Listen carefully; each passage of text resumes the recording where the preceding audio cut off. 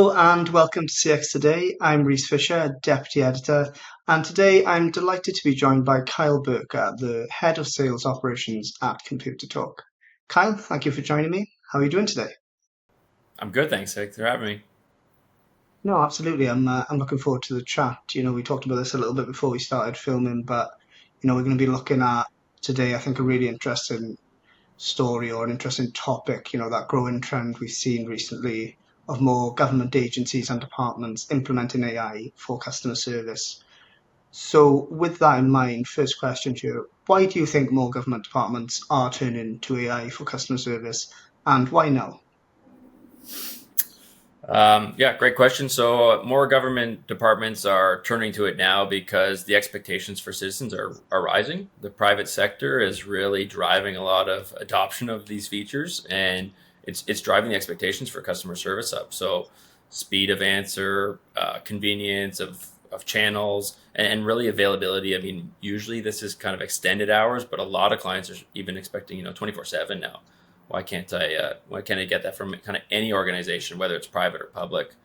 And with those rising demands, we're starting to see some of the pressures that challenge those, which is expectations rising, but also budgets, data controls. How do we get those through and help those industries and the agencies actually deliver the services? And I mean, service delivery has to improve along with that. So I think that's the answer to why now is they're being forced. Yeah, absolutely. That makes a lot of sense.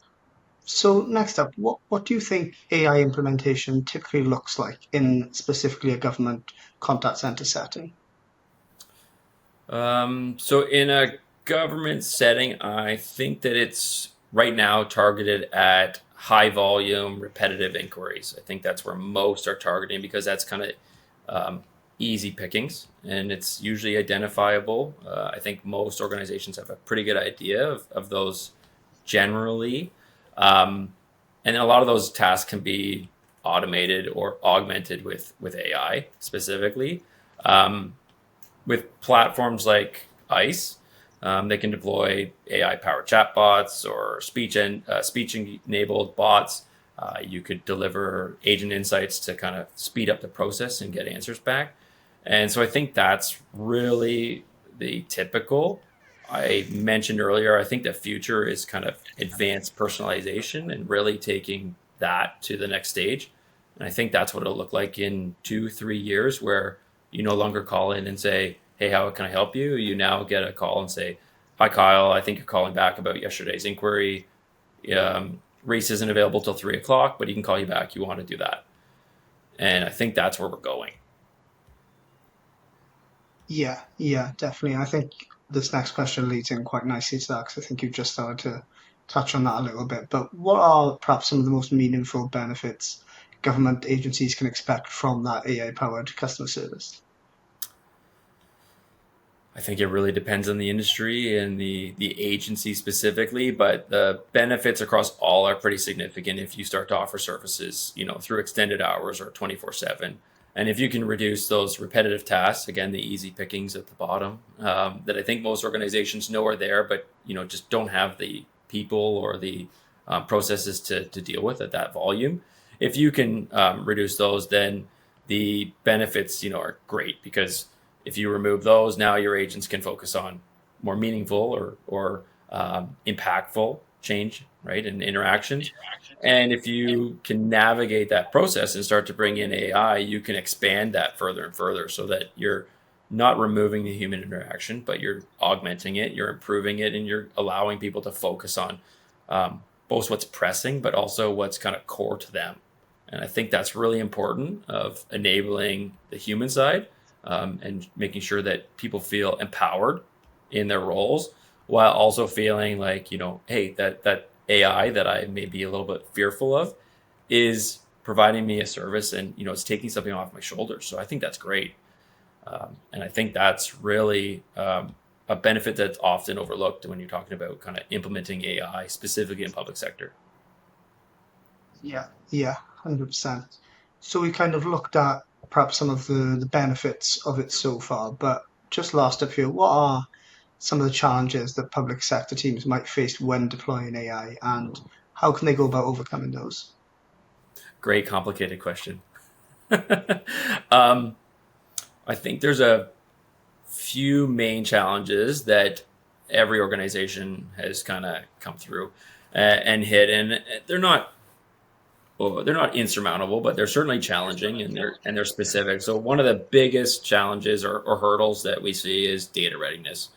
Government systems and frankly everybody, um, often their data is siloed in old platforms or in separate platforms. They have outdated data. They have a ton of data that they don't even know, how it correlates.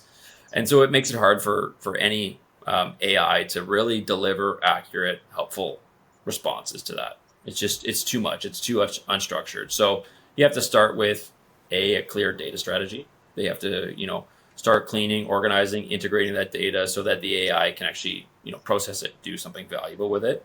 Um, from there, the second one is always building trust, and I think that a lot of organizations are kind of struggling with this, both from an employee perspective and from their citizens or their clients. And so you need to start with, how can we use this on a daily basis? How do I get people comfortable with what the tooling can do? Um, you know, it really comes back to, if I use it on a daily basis, I may be more accepting of it as a service, right? And I said this earlier, every employee of a public sector is a citizen somewhere. So you're starting to build out that confidence and trust. And then as an organization, you need to put that trust into practice. How do you do that to your employees and to your citizens? You need to be transparent about what data is being used, how it's being used. And I think one of the big things is why, right? A lot of these organizations have metrics or KPIs that they're trying to hit. Citizens want to be serviced faster 24/7. You have to relate it back to that. We're trusting AI. We're doing this transparently because of X, Y, and Z. We want to handle your interaction at midnight when you come off of your shift. And that's why we've put in this virtual agent. If you want us to call you at midnight, you're going to have a challenge getting somebody on the phone live, just the nature of the business. And then, of course, you can't ignore, security, compliance, regulatory. And I think that's another big challenge for every organization. There's obviously regulatory, but there's no one size fits all. There's no AI guide that says you can only use AI in the following ways. So you have to overcome that. And I think every organization has red tape, and they have newly founded committees and people that are evaluating how this is going to be done. How is it secure? Where is our data going? Who has access? So we can help facilitate some of that discussion, but that's a big hurdle to overcome for organizations to kind of get through and say, okay, we trust it, we want to build it, and we're going to do it. And we can assist with that. From ICE perspective, we talked about it earlier. The bring your own framework is a great option for that, where we allow clients to build their own and bring it to our platform. And I think that alleviates a few of those hurdles in let's say, to speed things up. I think that's a good aspect. Yeah, yeah. No, that makes a lot of sense. I think that's a really nice place to end things. I think, like I said at the start, this is a really interesting topic, and I think it's one that's only going to kind of become more and more prevalent as more and more of these agencies realize that they kind of have to start implementing AI one way or another, or they're gonna get left behind. So, yeah, thanks for joining me today, Kyle. It's been a really really good chat. Thanks for having me. No, that's been brilliant. And I'd also like to quickly thank our viewers for tuning in. If you enjoyed this, please do like and subscribe to the channel, and keep an eye out on cxtoday.com for more stories like these. Until next time, thank you for watching.